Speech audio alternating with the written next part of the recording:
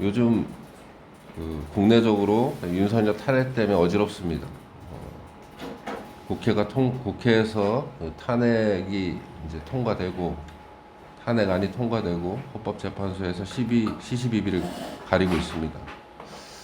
뭐 그것도 어수선하고 또 국제적으로 보니까 또 트럼프가 대통령이 되고 나서 대통령이 되진 않았죠 아직. 대통령에서 이제 승리를 하고 대선에서 승리를 하고 요즘 보니까 아주 좌충우돌하고 있습니다. 세계가 다 아주 그냥 촉각을 곤두세우면서 대체 무슨 말이 나오는지 뭐 거기에 막 엄청 신경을 쓰고 벌써 뭐 여기에서 저기에서 뭐 사절단이 가가지고 뭐 알랑방구 꾸고 뭐 이게 난리가 아닙니다 보니까. 뭐 말하는 것도 보니까 이게 참 큽니다. 이게 그린란드를 뭐 가져와야 된다 그러기도 하고, 뭐 또 캐나다를 미국 주의 하나로 오는 게 어떻겠냐 뭐 이런 얘기도 하고, 막 던지는구나. 예, 파나마 문화 이거 그대로 두면 안 된다 하고 뭐 더 물려야 된다 하고, 뭔 소리인지 모르겠지만 아주 큰 일을 하고 있는 것 같습니다. 지금 보니까 이게 정세가 굉장히 요동칠 것 같습니다. 중국과의 관계도 어떻게 될지 촉각이 우리로서는 가장 쓰이는 부분이기도 합니다. 보니까 이번에 또 그 자기 취임식 식에 중국을 초대했다 그러죠? 그래서 이게 뭐 대체 뭐 좌충우돌 뭐 어떤 기준도 없고 뭐 그런 것 같습니다. 그래서 아주 세계적으로 큰 이슈를 몰고 다니는 사람인 것 같습니다. 또 이스라엘하고 하마스는 또 휴전에 합의했다고 하죠. 잠정적인 합의인지 어떤지 제가 세부적으로 보진 않았는데 어쨌든 뭐 다행이다라고 생각이 됩니다. 그 다음은 또 어떻게 넘어갈지 여기저기서 또 예측이 나오던데 아마도 뭐 이스라엘이 거기서 멈추진 않을 것이다 이런 게 뭐 결론인 것 같습니다. 우크라이나 전쟁도 계속되고 있습니다. 뭐 오늘인가 어젠가 대충 보니까 러시아 쪽에 뭐 수도를 폭격했다 그러는 것 같은데 폭격인지 뭔지 모르겠는데 그래서 뭐 열 몇 명이 죽었다는 얘기도 나오고 뭐 그러는 것 같은데 새로운 국면으로 또 접어드는 건지 장기전으로 또 계속 갈지 뭐 이런 것들이 아주 어수선하게 세상이 어수선하게 되어가고 있는 것 같습니다.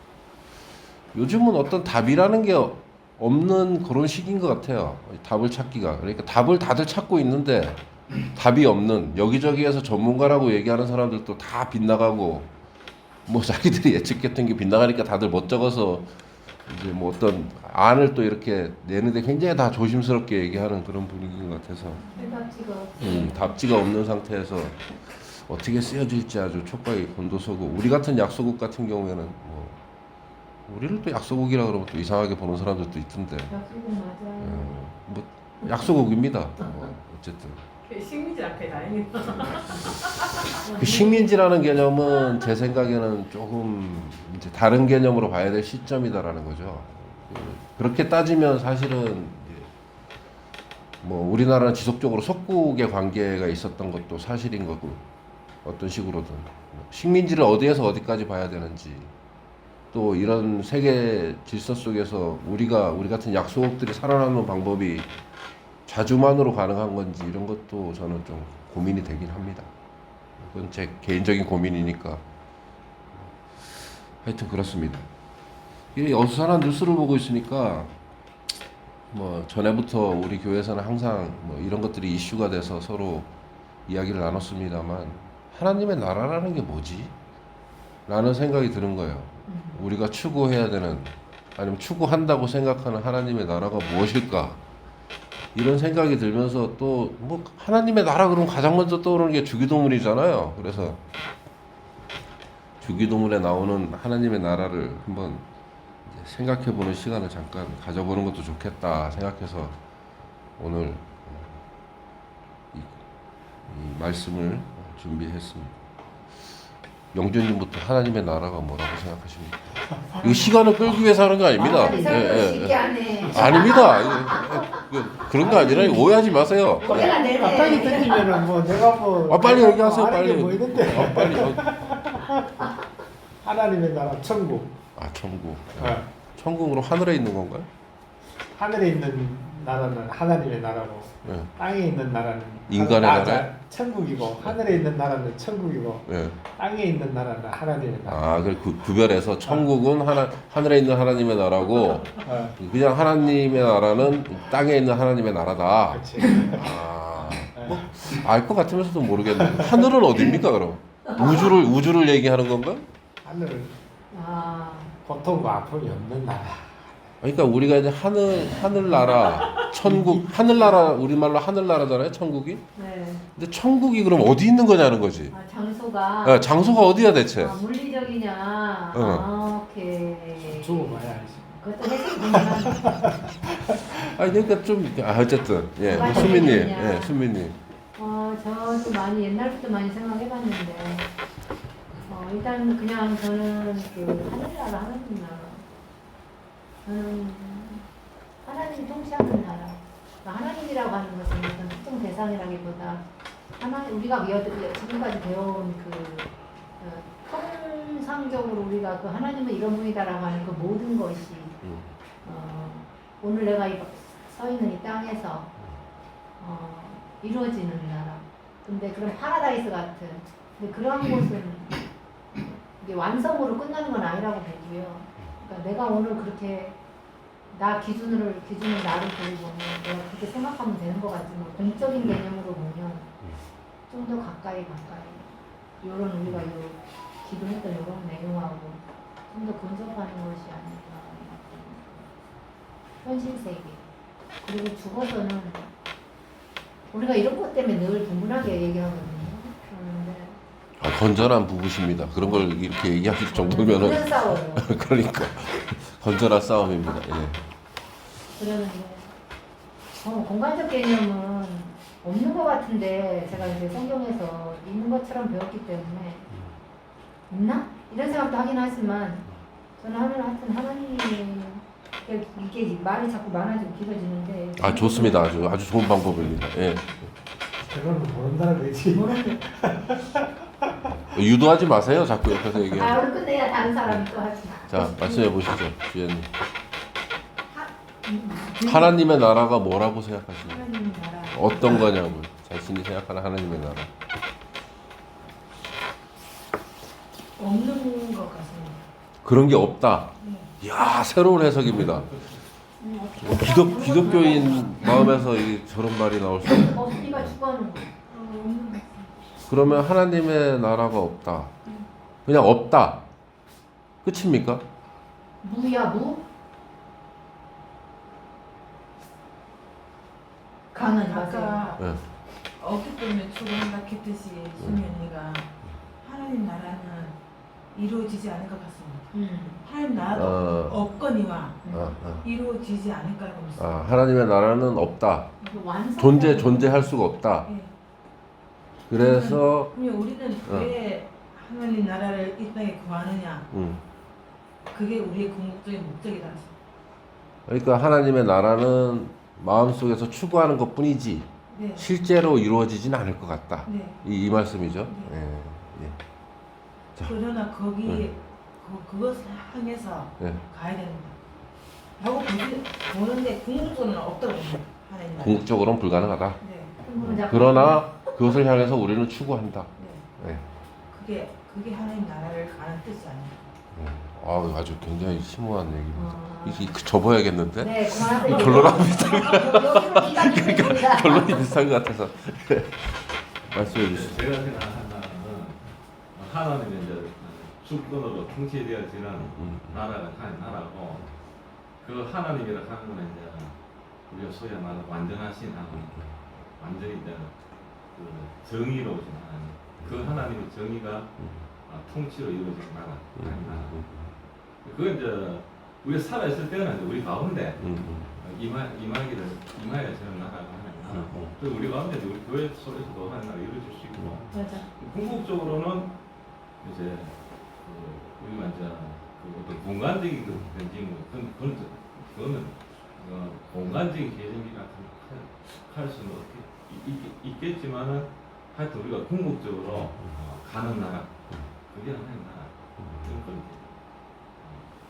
그러니까 이제 그 궁극적이라는 것은 이제 현실 속에서는 우리가 추구하면서 이제 이루어져 가는 과정이 하나님의 나라의 과정이고, 이제 궁극적인 최종에는 우리가 이제 죽음이나 기타에 이르렀을 때 그곳에 갈 수 있는 그곳이 이제 완성된 곳에 우린 간다, 이런 개념이 통상적인 어떤 기독교의 개념과 비슷한 거죠. 우리나라 설명하지 더 길게 설명하셔도 되는데 이렇게 짧게 하시면 안 됩니다. 참, 곤란하네 이거 정말. 아 나는 죽는 하나님 나라 가는 거 같네. 천국 가는 거 같네. 죽음 자체가 천국 가는 거. 죽음이 그게 하늘나라 가는 완성인 것 길이다, 같아요. 내가 완성이다. 왔던 곳으로 다시 가는 게 완성. 나도 살이 힘든 말. 하여튼 첫 번째 질문에 이렇게 길게 답변해 주셔서 참 감사합니다. 예, 병철님. 질문이 많은가 보네 이 사람이. 하나님 나라. 제가 이제 어릴 때 생각할 때는 하나님이라고 하는 거죠. 사람이 죽으면은 제한 짓고 현실에 제한 짓고 착한 사람들만 가는 곳이 하나님 사는 나라 같다, 제 나라인 것 같다. 어릴 때 생각을 그랬었고, 이제 성인에 대해서 이제 생각을 하려면 그뭐 질문만으로 하나님 나라가 과연 어떤 나라? 지금 현실에서 내가 지금 생각을 해보면은 뭐 윤석열 같은 개물들 악의 화신이 됩니다. 실제로 그 사람들이 하나님 나라를 가게 된다면 하나님 나라를 어떨까? 죄 지은 사람들도 그냥 뭐 완성도 없이 하나님 앞에 그냥 뭐 주기도 못 외우듯이 그냥 그것도 하나님 나라를 간다. 참 그런 하나님 나라는 나는 사실 없었으면 좋겠고, 솔직히 힘없고 실제 이 땅에서 노동자로 살아가는 사람, 힘없는 사람들이 진짜 주기도 무료다시피 여기다 보면 하나님 나라가 진짜 거기 있으면 거기 갔으면 좋겠다. 성인에 대해서는 그런 생각이 들고, 뭐 일반적으로 생각하는 것, 현실 세계에서 사실 하나님 나라가 과연 있을까? 꿈을 꾸고 오지. 또 뭐 성경을 많이 공부를 한다든지 이렇게 해서 진짜 하나님 나라랑 더 알 수 있었다면 진짜 그 나라에는 진짜 죄 지는 사람들 안 먹고 진짜 착한 일 많이 했는 사람들, 이런 사람들이 모여 사는 하나님 나라였다면 한번 가보지 않겠나 하는 마음이 좀 듭니다. 그렇습니다. 죄인 사람이 많아야 착한 일 하는 사람도 생길 것 같습니다. 그래야 하나님 나라는 좀 우리가 사는 세상에 가정이 또 하나님 나라 될 수도 있고, 가정이 하나님 나라 될 수도 있고, 또 우리가 이제 이거 교회가 하나님 나라 될 수도 있고, 또 이제 이렇게 커져 나갈 수도 있는 문제고 그런 것 같아요. 연홍이 하는 나라 없어요. 없다고 생각하신다. 언니는 굉장히 그래도 어떤 마음에 그리는 하나님 나라가 있으시진 않으십니까? 그런 건 기대도 안 하십니까? 기도 아니에요. 냉정하시네. 명쾌하지만 지현 씨하고 같은 맥이네. 저기는 기대를 한다고 했잖아요. 뭐 추구한다 그랬나? 아니야, 저 주현님이 얼마만큼 더 살아보면 저렇게 나올 거야. 아니 어떻게 이 교회는 비신자들이 더 많은 것 같아요. 믿지 않는 비신자들이. 현실 세계에서 가장 그 하나님 나라 가까운 게 가정 아닌가? 그럴 수 있다고 봐요. 예. 우선은 뭐 계속 이어나가기 전에 제 생각도 잠깐 얘기를 넣고 간다면, 첨부하고 간다면, 이제 그 하나님 나라라는 생각을 하면서 이런 생각을 했어요. 우리는 천국이나 하나님 나라가 이 퍼펙트 월드라고 생각을 하는 거예요. 완벽한 곳이다. 그러니까 이 세상에서의 하나님 나라는 어느 정도여야 되는가 라는 생각을 할 필요가 있다라는 거죠.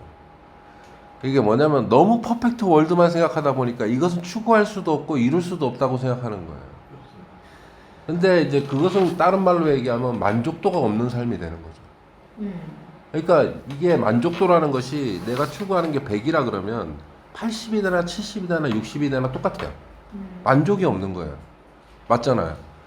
근데 내가 만약에 우선은 가고 있는 과정 속에 만족하는 것이 있다면 그것은 내가 70을 만족하고 80을 바라보는 것과 80을 바라보고 90을 바라보는 것이 같은 거잖아요. 그러니까 만족 속에서 이루어져 나가는 것인데 이것이 안 이루어진다고 생각하는 이유는 지금 현재에 만족하지 못한다는 거죠. 이게 너무 만족이 없다 이런 생각이 저는 잠깐 들더라고요. 그래서 하나님 나라가 그 예수님이 얘기했듯 이미 이곳에 이루어졌다라고 한 그 개념을 이제 잊고 있는 건 아닌가라는 생각이 드는 거예요. 이미 너에게 이루어졌다 라는 개념은 뭐냐면 완벽하게 세상이 하나님 나라로 이루어졌다 이게 아니고 너희 마음속에 이미 출발한 것은 이루어진 것이다. 그 작은 하나 1%가 이루어진 것을 얘기하는 것이라는 거죠. 하나님 나라는 이루어져 나가는 것이기 때문에 그것은 언제까지나 그 궁극적인 끝은 어디인지 모르죠. 있을 수도 있고 없을 수도 있겠죠. 뭐 말씀하신 대로 그것은 없어요. 우리 머릿속에만 존재할 수 있는 곳이긴 하지만 이 머릿속에도 정리가 안 돼요. 왜? 퍼펙트 월드니까. 이 퍼펙트 월드가 우리 머릿속에 전개가 되겠어요? 그러니까 이 세상의 하나님 나라를 우리가 만약에 추구한다 그러면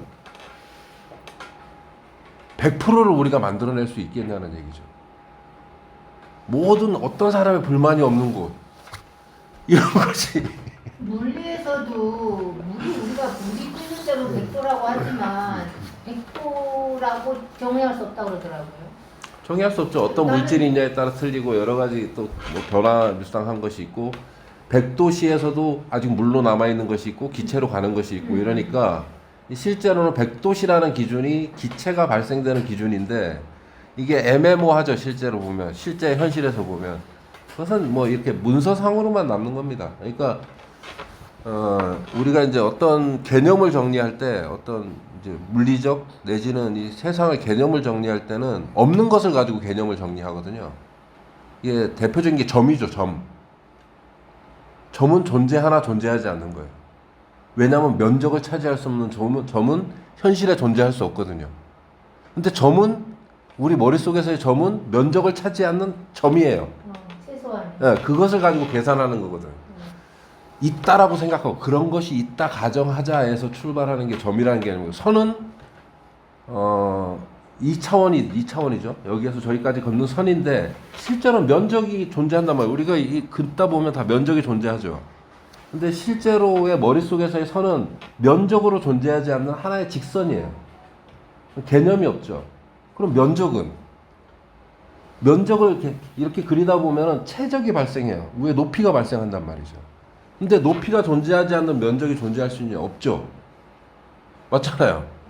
근데 우리 머릿속에서만 면적이라는 개념이 있는 거예요. 그래서 다시 또 최적을 계산하면 최적은 그대로 존재하느냐? 아니죠. 시간에 따라서 변하죠.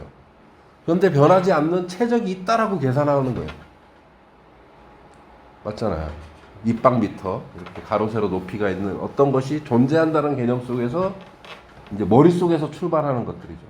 현실엔 존재하느냐? 존재하지 못합니다. 직선이라는 것도 누구도 그릴 수 없습니다. 똑바른 선은 어디에도 존재하지 않아요. 맞잖아요. 똑바른 선은 어디에도 존재할 수가 없어요. 그냥 머릿속에만 있죠. 이런 선이 있다고 하자. 이런 똑바른 선이 있다고 하자라는 개념 속에서 존재하는 겁니다. 좀 너무 바깥으로 광범위하게 나가네. 네, 너무 광범위하게 나가면 정리가 안 될 것 같아요. 어쨌든 그렇다는 거죠. 그러니까 그러면 천국은 천국은 마음먹기 따라 달렸어요. 아니죠. 거기에서의 출발일도 이미 천국이라는 겁니다. 그러니까 하나님 나라를 너무 확장해서 완성된 것만을 생각한다면 하나님 나라는 영원히 존재할 수 없지만 이루어져 나가는 과정과 이미 내가 가진 하나님 나라의 작은 것이 이미 하나님 나라라고 생각하면 이루어져 나가는 과정에서의 그것도 하나님 나라라는 거죠. 그럼 각 사람마다 다르잖아요.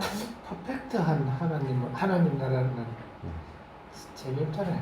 나 하나님 나라. 아니 살아보셨어요? 이런 얘기를 하면 재미있을 줄 사람이 행복감을 느낄 때는 불행이라든지 불행이 있었기 때문에 거기에서 행복감을 상대적으로 느낀다라고 하거든요. 진짜로 지금 퍼펙트 얘기를 했는데 행복한 그런 모든 상황만 있다 그러면 행복하지 않다고 그러더라고요. 행복감을 못 느낀다고. 그러니까 내가 그래 처음에 물어본 하나님 나라에 대한 개념을 물어봤을 때 이제 거기에는 그게 포함되어 있는 거예요. 이제 내가 생각하는 하나님 나라는 무엇입니까를 이제 원래는 질문했던 것인데 있다 없다에 이제 지금은 갈려져 있으니까. 근데 내가 생각하는 하나님 나라를 얘기하면 그렇다는 거예요.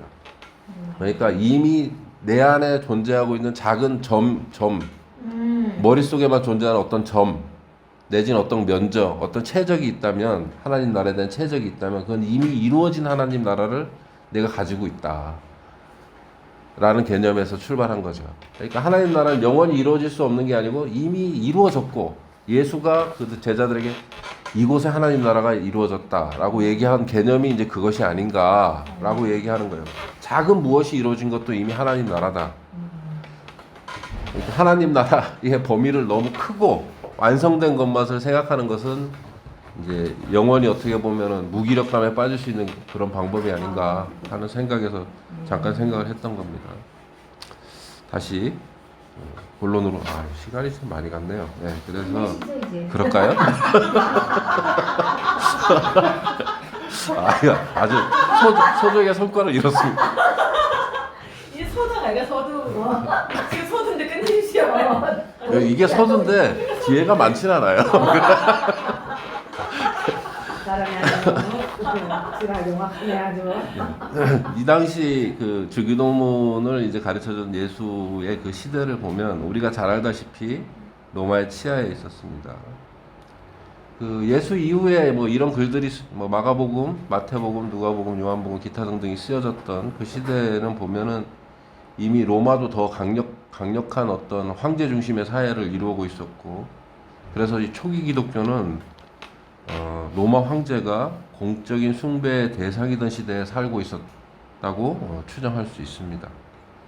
황제를 이제 그 칭송하면서 만들어낸 시들과 여러 가지 기록들을 보면 기적적인 출생, 매혹적인 어린 시절, 그 다음에 제국 지배의 권력의 10의 섭리, 신에 의해서 이것이 이루어졌다. 뭐 이런 여러 가지 문헌들이 발견되죠. 그렇게 찬양하는 그 시대였습니다. 그리고 황제가 제국을 통치하는 것이 너무 당연한 것이고 그들에게 복종하지 않는 것은 신의 섭리에 어긋나는 그런 행동이라고 당연히 여겨지는 그런 시대에서 초기 기독교가 탄생되고, 그들이 주가 가르쳐 주신 기도라고 우리처럼 달달 외우고 있었을 거라고 생각하기도 합니다만, 그 기도는 이제 거기에 반하는 기도였다라는 것이죠. 요즘에 고고학이 굉장히 발전해가지고 예수의 시대, 그러니까 예수가 살았던 시대와 그 뒤 초기 기독교 시대의 그 유적들이 많이 발굴되고 있다고 합니다. 갈릴리 호수에서는 예전 그 시대에 사용했던 배들이 발견되는데, 갈릴리 호수, 뭐 갈릴리 바다라고도 표현하는데, 그러면 이제 그 배들을 보면서 제자들이 저러한 배를 타고 그렇게 돌아다녔구나, 또 예수가 또 이곳에서 저곳으로 옮길 때 저 배를 타고 갔겠구나 하는 것들도 발견되고, 그리고 예루살렘, 여리고, 마사라 뭐 이런 곳에서는 헤로당의 왕궁과 그 다음에 그에 대한 기념비들이 또 발견되기도 하고요. 헤로당은 뭐 우리가 알다시피 강력한 어느 정도의 왕이었죠. 그 뒤로 이제 뭐 아들들에게 이제 나눠주는 과정에서 여러 가지 일들이 있었고, 다시 로마가 그 예루살렘을 중심으로 한 지역을 집권 통치하는 그런 과정들이 있었죠. 그리고 고대 항구 도시 가이사라에서는 총독 빌라도, 그 총독인 그 로마에서 발견된 총독 빌라도의 이름이 새겨진 돌조각 뭐 이런 것들이 발견되고 있다고 합니다. 그리고 예루살렘 남쪽에서 발견된 고대 무덤에서는 화려한 무덤이었대요. 낙골 함이 이제 발견됐는데, 그 함에는 예수 재판을 지휘했던 요셉 가야바 대제사장의 이름이 새겨져 있는 함도 발견됐다고 합니다. 그 시대를 유추하기에 점점 더 명확해지는 거죠. 그러니까 예수와 가까운 중세나 그 약간 그 위에 세대보다 지금 현재가 더 예수에 더 가깝게 판단할 수 있고, 그 시대를 좀 더 잘 알 수 있는 그런 것들이 많이 발견되고 있습니다. 뭐 그렇게 발견된 그 여러 가지 유적들을 볼 때 그 당시 상류층들의 굉장한 화려한 삶들을 유추해 볼 수 있는 발굴들이 많이 됩니다. 지금으로서도 도저히 그걸 질러 그러면 엄청난 인력과 돈이 투입돼야만 되는 것들이 발견되기도 하고, 그러면서 그 화려했던 로마의 역사를 우리가 알 수 있을 여러 가지 사실들이 발견되고 있습니다. 반면에 그렇게 고고학이 발달되면서 오랫동안 쌓여져 있던 그 먼지들을 치우고 땅을 파헤치면서 그 당시 지배층 밑에서 신음하던 민중이죠. 백성, 피지배층들의 삶도 유추해 볼 수 있는 자료들이 많이 나오고 있다고 합니다. 생산시설 그리고 방법들이 그 당시에 이제 새로운 생산시설들, 그러니까 농업 생산시설, 뭐 여러 가지 또 길들이 잘 닦이고 하면서 여러 가지 물류에 의한 유통, 여러 가지 또 방법들, 보관 방법들 이런 것들이 새로 개발되고 하면서 그 당시 생산력이 그 이전과는 또 혁혁하게 틀려지는 극대화되는 생산력을 또 발휘하게 됩니다. 그런 과정 속에서 부는 한쪽으로 편제되게 되고 많은 사람들이 거기 피지배층 같은 경우에는 궁핍한 삶을 살게 됐겠죠. 그래서 유적들을 바라보다 보면은 그 궁핍한 삶들이 고스란히 전해지는 유적들도 많이 발견되고 있다고 합니다. 사실 이걸 생각하다 보면 무엇이 닭이 먼저고 달걀이 먼저처럼 좀 헷갈릴 때가 있어요.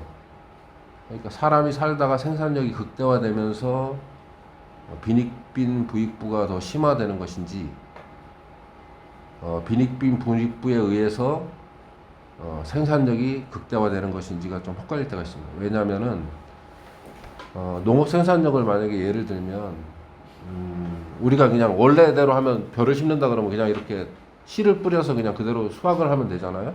근데 이제 그 이양법이 됐잖아요. 그러니까 모를 만들어서 모내기를 하잖아요. 그런 것들이 어떤 극대화되지 않은 빈익빈 부익부에서 그걸 생각해냈을까? 그러니까 일사불란한 어떤 방법을 하려고 했을 때 그것들이 협동만으로 그렇게 순수하게 됐을까? 뭐 이런 것들이죠.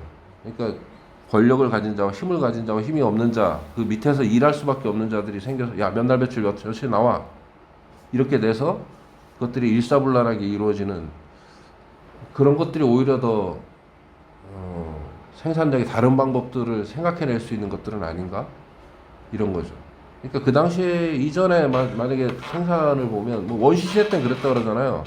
우리가 지금 생각해 보면 굉장히 힘들었을 것 같긴 한데 물론 힘들었겠죠. 근데 그 당시에 노동 시간을 보면 한 서너 시간밖에 안 됐다 그러잖아요. 기본적으로.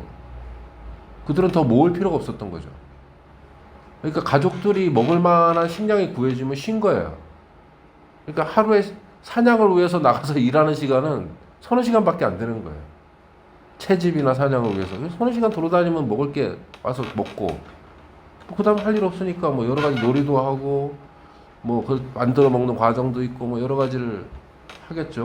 그것도 이제 가사노동이다 그러면 노동이라 그럴 수가 있겠는데, 그런 게 아니고 순수하게 어떤 그 먹기 위한 무엇을 채집하는 시간은 평균 한 서너 시간이 안 됐을 것이다라고 얘기들을 하더라고요.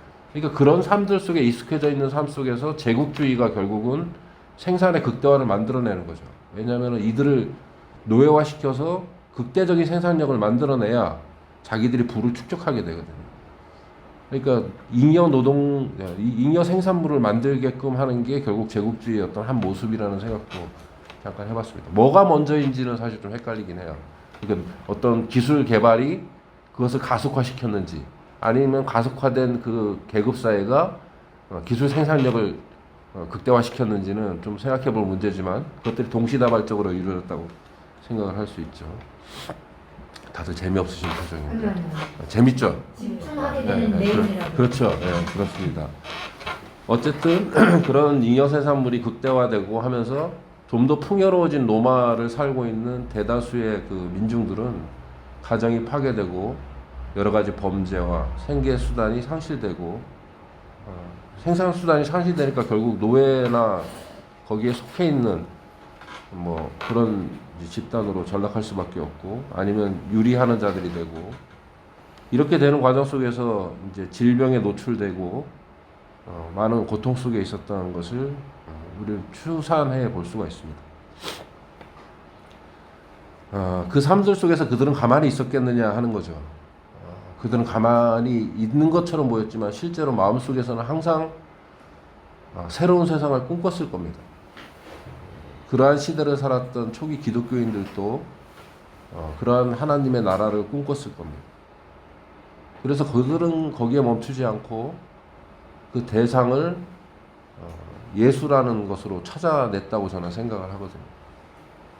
예수의 하나의 사건, 예수의 삶, 예수의 말, 이것을 가지고 그들은 답을 찾아냈습니다. 그것이 하나님의 나라다. 로마가 신의 나라가 아니다. 라는 개념으로 그들은 그것을 찾아낸 거죠. 그들이 찾아낸 예수의 마음, 말, 삶, 어떤 사건은 그들에게 굉장히 파급력 있게 그래서 퍼져나갔을 거라고 생각을 합니다. 또 고통 속에 있기 때문이죠.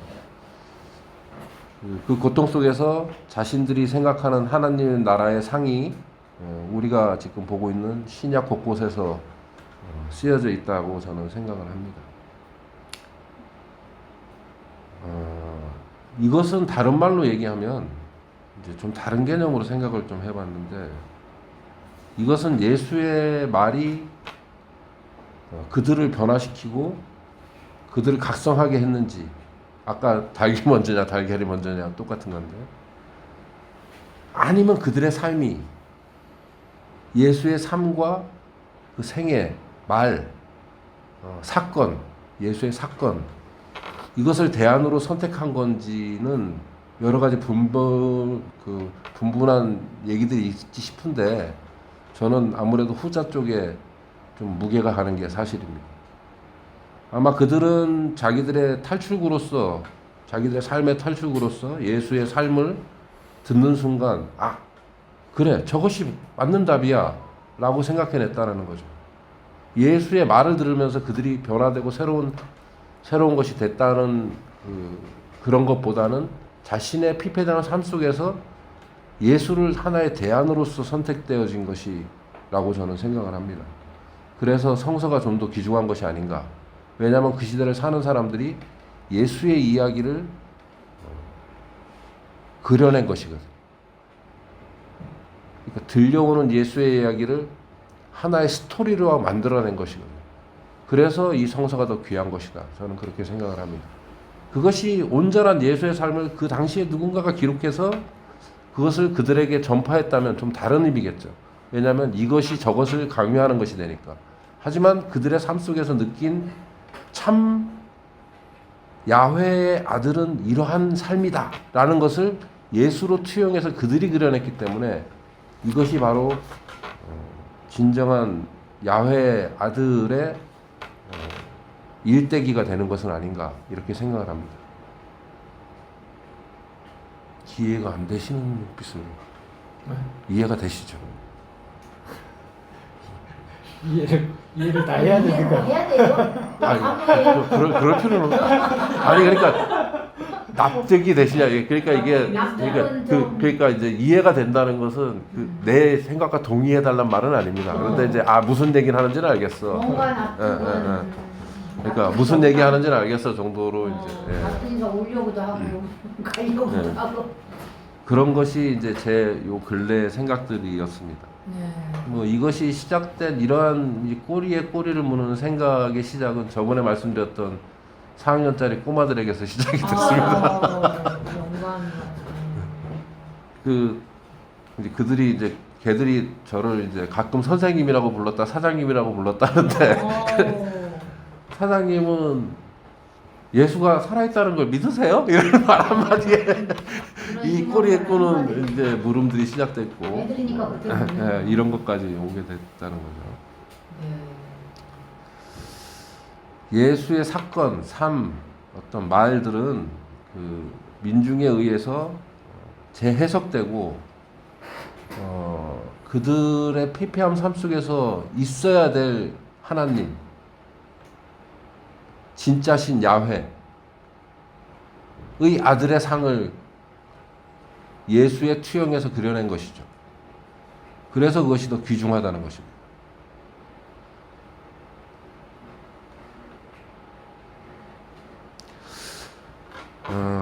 그래서 그를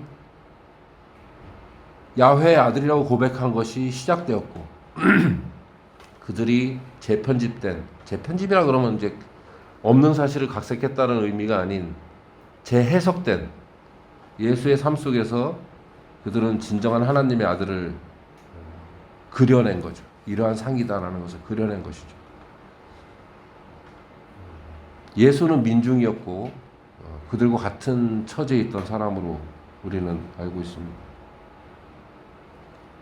그가 바로 민중이 추측하고 생각하고 꿈꿔왔던 하나님 나라의 상을 이야기한 것이라고 그들은 생각을 했습니다. 그 일치됨이 그들의 생각과 일치됨이 왜 그들의 생각대로 만들어내는 것이니까 내지는 만들어냈다? 만들어냈다 인위적이라고 생각하지 마시고 그려낸 것이니까 그들은 목숨도 불사하고 죽음도 불사하고 그 운동을 하였을 것이라고 생각을 합니다. 그게 초기 기독교의 역사를 이어낸 것이라고 저는 생각을 합니다. 바울도 그 중에 하나죠. 그는 철학적으로 해석을 했고 다른 방법으로 해석을 한 예수에 의해서 변화됐고 그는 죽음도 그냥 꿋꿋하게 걸어가는 그런 자가 되었습니다. 지금 우리에게 하나님 나라는 무엇인가? 세상을 보자면은 참 재미있는 것 같아요. 재미있는 것 같아요. 한다고 해서 내가 즐겁다는 얘기는 아닙니다. 불평등, 불의, 폭력 이런 것들이 행해지고 있는데 기준이 없습니다. 지금 시대가 혼란한 것은 기준이 없기 때문입니다. 트럼프가 무슨 생각하는지 기준이 없어요. 그냥 어느 나라 자기하기 때문에 하는 거예요. 윤석열이 어떤 생각을 하는데 기준이 없어요. 아주 혼란스러운 기준이었기 때문에 혼란스럽습니다. 그리고 우리가 생각했던 기준들이 있죠. 우리나라로 따지면 법, 헌법, 기타 등등이 우린 기준이라고 생각을 했습니다. 근데 이 근래에 보면 그것들이 기준이 되지 못하는 것을 깨달아요. 그런 기준이 되는 게 기준 역할을 할 때는 그걸 기준이라고 생각하면서 그거를 지키려고 하는 사람이 많아질 때 그게 기준이 되는 거라고 보거든요. 근데 그거를 지키려고 하는 사람이 파괴하려고 하는 사람이 많아지면 기준이 없어진다. 그것을 파괴하려고 한다는 것은 우리의 시각이고 기준은 변하는 그들을 우리의 시각이고 그러니까 우리의 시각입니다. 그걸 파괴한다는 것은 그들이 우리의 기준, 우리가 생각하는 헌법 기준, 뭐 법률 기준을 파괴했다라고 생각하는 우리의 기준이고 그들은 그냥 법률을 지키죠. 자기들 해석에 의한 법률을 지킵니다. 나는 기본적으로 이렇게 뭐라 그래야 되나 지배받을 수밖에 없는 것으로 프로그램된 사람이구나. 그러니까 그 헌법과 법률을 자기 마음대로 자의적 해석을 통해서 권력을 가지고 그것을 재해석하면서 그것을 자기 권력을 유지하는데 활용하는 모습들을 요 근래에 많이 봤잖아요. 그래서 분노한 거잖아요. 그런데도 우리는 그 기준을 해석하면서 그들을 어떻게든 집어넣고 싶어서 막 하고 있는 중입니다. 그들을 집어넣고 한다고 해서 과연 승리일까? 그들의 많은 같이 공조했던 많은 사람들을 다 집어넣을 수 있을까? 법률로? 이런 것들을 생각할 때 답답하기만 합니다. 그게 무력화되는 거죠. 안 되는구나. 법을 어떻게 만들든 그들은 또 그것을 이용해서 다른 머리를 굴릴 거라고 저는 생각을 합니다. 그렇게 권력을 가진 자, 지배자들은 어떤 식으로 만들어진 법이든 규칙이든 무엇인가는 자기들의 이익으로 해서 새롭게 재편하고 생각을 바꿉니다. 그것은 이 시대가 많이 발전했다는 어떤 선입견에서 로마 시대와 틀릴 거라고 생각하고 있는 우리들의 착각은 아닌가 하는 생각도 해봤습니다. 그러나 이제 하나님의 나라라는 것은 그러한 법률적으로 규정된 것이 아닐 수 있기 때문에 너희들은 노야 라고 얘기할 수 있는 어떤 표상이 됩니다. 종교에서도 그것들을 잘 이용해서 예수를 잘 이용해서 다른 목적으로 사용하고 계신 분들이 많이 있죠. 그것들이 진짜라고 믿고 따르시는 분들도 많이 있고 아주 요즘 보니까 아주 그 열성적으로 아주 그냥 아직도 윤석열을 옹호하고 계신 분들이 계시더라고요. 얼마 전에 어떤 매체를 보다가 저거 옛날에 한번 얘기해 주셨는데 그것이 알기 싫다라는 그것이 알기 싫다라는 팟캐스트죠. 네, 팟캐스트인데 유튜브에도 요새는 걔들은 화면은 안 나와요. 유튜브에도 그것이 알기 싫다 치면 그냥 다른 화면이 나오고 그냥 말만 이렇게 나와요. 라디오처럼. 알기 싫다에 보니까 이제 극우 기독교인들에 대한 것들 요 근래에 몇 번 얘기하더라고요. 들어보시면 재밌습니다. 새로운 해석들이 많아서 재밌어요. 근데 그 극우 기독교인들에 대한 약간의 옹호를 하면서 다들 윤석열이라든지 아니면은 누구야 정광훈 목사를 인정하지 않는다. 근데 다만 이제 다른 방법으로 보수적이다라는 것이죠. 이제 저도 뭐 정광훈이나 이런 사람들을 전체 기독교인들이 다 옹호할 거라고 생각하지는 않습니다. 비판적으로 바라보는데 근본적으로 굉장히 좀 보수적이다라는 생각이죠. 그러니까 그렇게까지는 아니더라도 보수적인 거죠.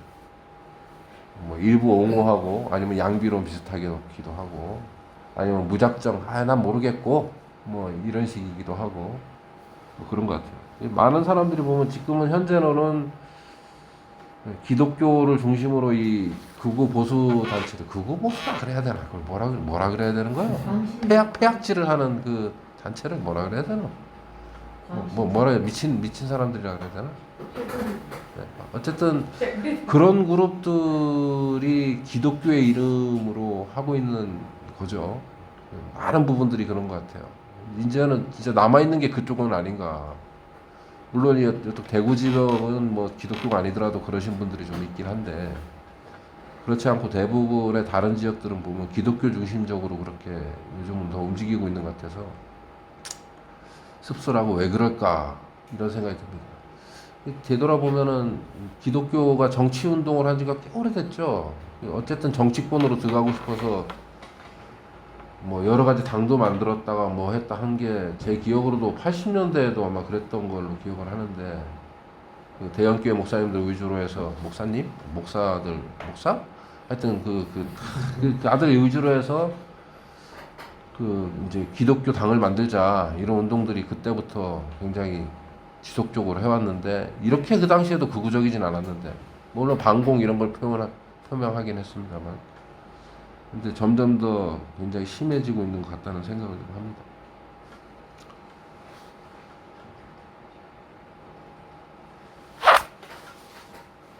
그래서 연우학 다니는 영어 중국에 한참 한강에 상 받고 이게 그거 받았을 때 목사가 되게 신나게 비판했대. 그러니까 큰아버지 얘기를 들으면서 작은 아버지 얘기를 들으면서 막 엄청 한강을 비판했대. 교인들도 반발할 텐데.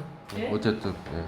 반발했는데 그 다음 주에 윤석열 그 어떤 뭐 그게 나왔잖아요. 뭐 스타미아 나와가지고 막 비상계엄령 내려가지고 막 하는데 그 얘기는 한 말도 안 하더래 예배 시간에. 그냥 교회 얘기하고 기도하자 하고 정치 얘기는 한 말도 안 하고. 그러니까 연우가 한강 얘기는 그렇게 거품 물면서 하던 목사님이 왜 윤석열 비상계엄령을 한 말도 안 할 수가 있지? 그렇게 얘기하더라고. 그런 때는 목사님한테 질문을 한번 해야 되는데 한강을 읽어는 보셨냐고 얘기를 해야 되는데 어마어마한 신자가 안 계신 분이 아이고 그 돈 받고 써가지고 그렇게 말하면 된다. 어쨌든 지금 보면은 이제 우리가 기준으로 생각했던 것들이 기준이 안 되는구나. 그 기준들도 기준으로 인정받는 게 이렇게 힘든 거구나. 우리가 생각했던 기준은 저들에게는 아무런 쓸모가 없구나 라고 하는 것들이 좀 보여지는 것 같습니다. 그래서 다시 생각해 본 겁니다. 오늘의 주제를 하나님 나라를 원하고 있는 기독교인들 이들이 원하는 기독교는 무엇일까? 그리고 내가 원하는 기독교는 무엇일까? 그리고 여러분들이 원하는 기독교는 무엇일까? 이것을 다시 한번 생각해보는 시간을 가진 겁니다. 어떤 원칙, 어떤 기준이 우리가 아무리 머리 써서 세워본들 쉽게 무너지는 세상을 보면서 우리의 원칙은 어디에 있어야 하는지에 대한 생각들이기도 했습니다. 제 생각으로는 그래서 우리의 원칙은 우리가 만들어낸 어떤 것에 있지 않고 내 마음속에 있는 1% 아주 작은 것들의 하나님의 나라가 모여서 이루어지는 과정 그 자체가 그냥 하나님의 나라다라는 생각을 하게 되었습니다.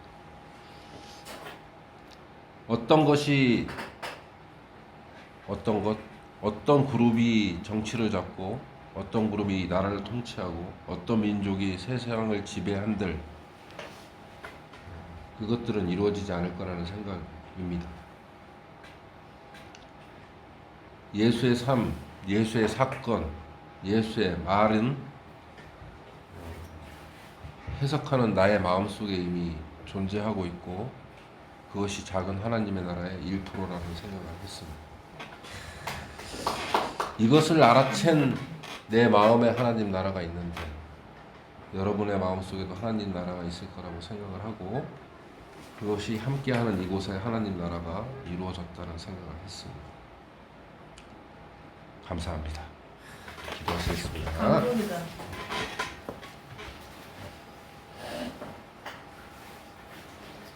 야훼 하나님 감사합니다. 당신께서는 낮은 자들을 높이시고 그들이 당신의 나라의 주인이라고 그 아들을 통해서 선포하셨습니다. 그 선포되고 깨달아진 우리 마음속에 하나님 나라가 존재합니다. 그 하나님 나라가 모여서 점점 확장되어져 가는 과정이 하나님의 나라입니다. 우리가 잃지 않게 하시고 지키게 하시고 퍼뜨리게 하여 주시옵소서. 믿사옵고 예수님 이름으로 기도했습니다.